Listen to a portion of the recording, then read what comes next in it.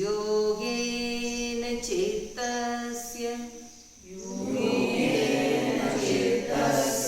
पदेन वाचा मलं शरीरस्य च वैद्यकेन योपाकरोत्तं प्रवरं मुनीनां पतञ्जलिं प्राञ्जलिरानतोऽस्मि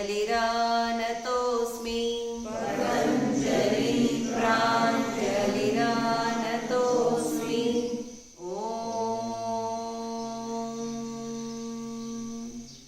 श्री गुरुभ्यो नमः।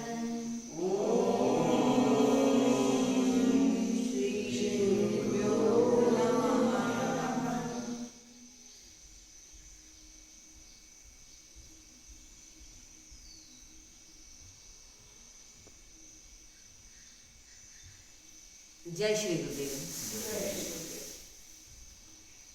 योग जनक महर्षि पतंजलि को और अस्मात् गुरु परंपरा गुरु शिष्य परंपरा से चलता हुआ ये ज्ञान आज 3500 वर्ष हो गए। महर्षि पतंजलि ने जो नॉलेज था इस नेचर में उसको रिसर्च किया और एक अल्टीमेट ग्रंथ बनाया।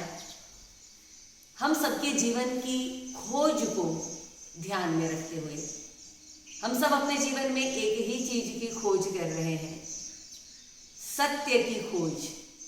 मैं कौन हूं, मैं कहां से आया हूं, मैं क्यों आया हूं, मेरा सत्य क्या है, जिसने मुझे बनाया उसका सत्य क्या है। तो सत्य की खोज बिना ज्ञान के संभव नहीं है। इसलिए हमारी दूसरी खोज हुई जिज्ञासा उत्पन्न होना। Why this. सो उसको कहते हैं जब तक प्रकाश नहीं होगा तब तक हमें ज्ञान नहीं होगा। अंधेरे में हम एक सर्प को रस्सी समझ सकते हैं, लेकिन जैसे ही सूर्य का प्रकाश होता है हमें असलियत हकीकत क्या है उसका ज्ञान होता है। तो हमारी दूसरी खोज है ज्ञान की खोज, जिसको कहते हैं चैतन्य का। तो सत्य चैतन्य मनुष्य अतः से लेकर अंत तक जीवन में हर कार्य जो कुछ भी कर रहा है एक ही चीज की खोज में कर रहा है, और वो है सुख। आपकी भाषा में कहूँ तो खुशी हो सकती है, हैप्पीनेस हो सकता है, सुख हो सकता है, शांति है, आनंद है। आप इसको किसी भी नाम से पुकार सकते हैं। कोई उसे ईश्वर कह दे, कोई उसे परमात्मा कह दे, कोई उसी को मोक्ष कह दे, कोई उसी को निर्वाण कह दे। मैं उसको कहती हूँ आनंद। जो आनंद हमें इस संसार में मिल रहा है उसके परे एक आनंद है जिसको कहते हैं परमानंद। तो हम सब की खोज है सत्य, चित्त और आनंद। श्रीमद् भागवत में पहला ही श्लोक है सच्चिदानंद रूपाय। परमात्मा ये सच्चिदानंद स्वरूप है, ईश्वर ये सच्चिदानंद स्वरूप है। तो हम सब अपने जीवन में ईश्वर की खोज कर रहे हैं। ईश्वर ये शब्द बना है ऐश्वर्य से। हम सब लोगों को ऐश्वर्य अच्छा लगता है। नाम चाहिए, यश चाहिए, पद चाहिए, पैसा चाहिए, प्रतिष्ठा चाहिए, और इन सबसे इसको कहते हैं ऐश्वर्य चाहिए। तो ऐश्वर्य ये ईश्वर शब्द से निकला हुआ, ईश्वर शब्द एक्चुअली ऐश्वर्य धातु से निकला हुआ है। तो इस ईश्वर की खोज के लिए महर्षि पतंजलि ने जो प्रतिपादित किया यम और नियम, अष्टांग योग, यम, नियम, आसन, प्राणायाम, प्रत्याहार, धारणा, ध्यान और समाधि, इन 8 सीढ़ियों पर जो चढ़ जाए उसे जीवन में वो सब कुछ मिल जाता है जिसकी अभी हमने चर्चा की है। जिसने यम और नियम का पालन किया वो आर्ट ऑफ लिविंग जान गया। जिसने जीना नहीं सीखा वो आगे कैसे कदम बढ़ाएगा? हाउ टू बी, कैसे हम रहें? सत्य, अहिंसा, अस्तेय, अपरिग्रह, ब्रह्मचर्य, शौच, शुद्धि, संतोष, स्वाध्याय और ईश्वर प्रणिधान। This is Art of Living. आसन और प्राणायाम अगले 2 सोपान हैं जिनके द्वारा हम अपने फिजिकल और अपने मेंटल, शारीरिक और मानसिक रोगों से हमेशा के लिए मुक्ति पा सकते हैं। तो शरीर और मन यदि स्वस्थ नहीं रहेगा तो हम आगे की यात्रा पूरी नहीं कर पाएंगे। फिर है प्रत्याहार, यानी जो हमारी इंद्रियों का आहार है उसको आहार तो देना, आंखों को भी खाना चाहिए।